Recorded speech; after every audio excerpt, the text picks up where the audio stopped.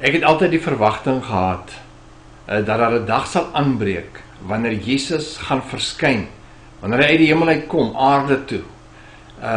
En dan gaan hy geopenbaar word aan ons, en dan gaan ek saam met hom in daardie selfde heerlikheid geopenbaar word. Ek het daai verwagting gehad, want jy sien, ek het nie beter geweet nie. Dis so ek God verstaan het. Ek het verstaan dat hy in die hemel is, en dat Christus in die hemel is, en dat hy gaan kom, en dan wanneer hy aan ons geopenbaar word, gaan ek saam met hom geopenbaar word in hierdie heerlikheid. Maar Paulus het 'n ander persepsie. En ons sukkel 'n bietjie met ons godsdienstige denkpatrone om regtig te verstaan en te begryp wanneer Paulus skryf. Kom ons kyk gou 'n bietjie wat sê hy rondom hierdie saak van Christus wat geopenbaar word. Kolossense 3:4 skryf hy, wanneer Christus wat ons lewe is geopenbaar word, dan sal julle ook saam met hom in heerlikheid geopenbaar word. Hy stel onmiddellik die situasie reg, die denkpatroon wat ons gehad het van Christus in die hemel, wanneer hy kom en dan geopenbaar word, stel Paulus onmiddellik reg. Hy sê, wanneer Christus wat ons lewe is, jy sien, Christus het vlees geword, die woord het vlees geword en woon in ons, het sy intrek in elke mens kom neem. Die mensdom is die woonplek van God. Weet julle dit dan nie? Dat julle die tempel van die Heilige Gees is nie. Christus in ons, die hoop van heerlikheid. En die dag sal jy weet dat ek en jou is en jy en my. Jesus staan in die vlees voor die mense en sê, wanneer jy my sien, sien jy die Vader. Jy sien, daar is 'n openbaring van Christus in die vlees. En dis nie iets wat eendag kom nie. Dis nie iets wat uit die hemel uit gaan gebeur en dan word ons saam met hom geopenbaar nie. Nee, daar is 'n openbaring in die vlees van Christus. En soos wat hy deur ons, omdat ons vlees is, na sy beeld gemaak, geopenbaar word, word ons saam met hom in hierdie selfde heerlikheid geopenbaar. Dis wie ons is. Paulus gaan verder en hy skryf aan Timotheus, 1 Timotheus 3:16, en hy sê, en onteenseglik die verborgenheid van die godsaligheid. Hy praat weer eens van die verborgenheid. Jy sien, Paulus verstaan dat die verborgenheid aan die lig gekom het, en dit is dat God vlees is.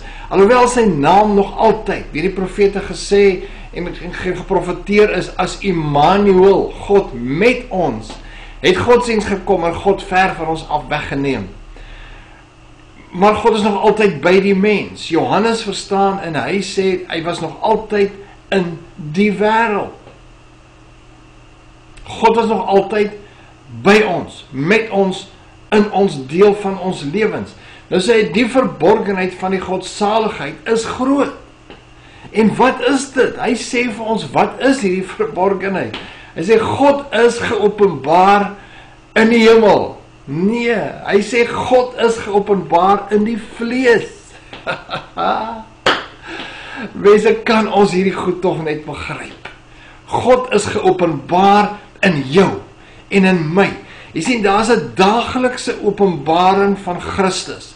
Daar is 'n daaglikse openbaring van Christus op die aarde, in vlees en deur die vlees. Elke dag word Christus geopenbaar, en so word ons as mens saam met hom geopenbaar in hierdie heerlikheid.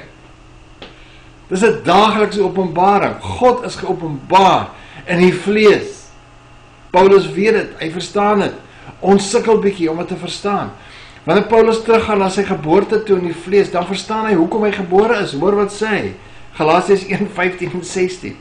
Maar toe het God behaag het, wat my afgesonder het van die skoot van my moeder af, en deur sy genade geroep het. Nou kom ons kyk net gou na daai twee konsepte. Jy sien, dit alleen konfronteer ons godsdienstige denke.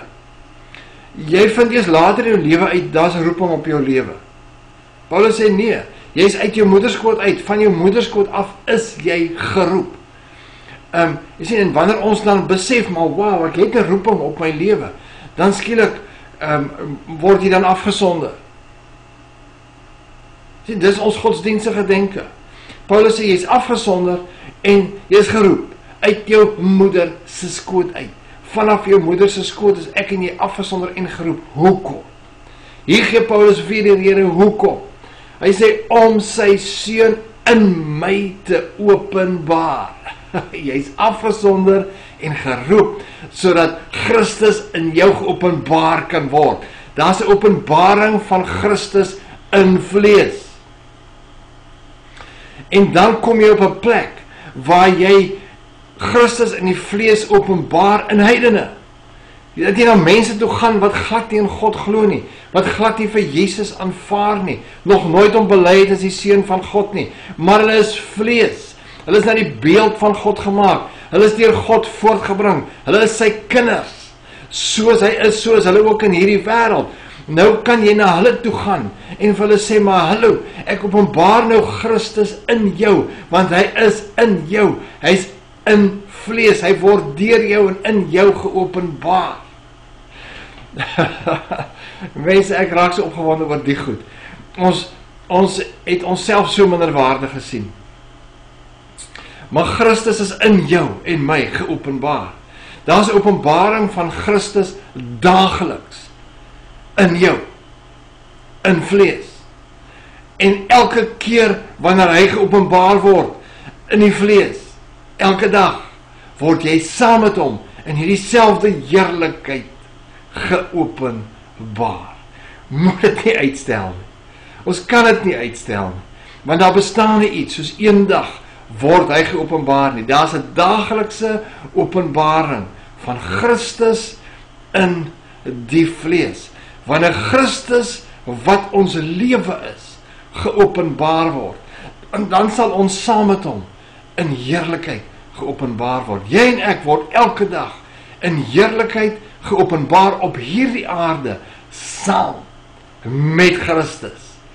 Yes man, besef en verstaan wie jy werklik is.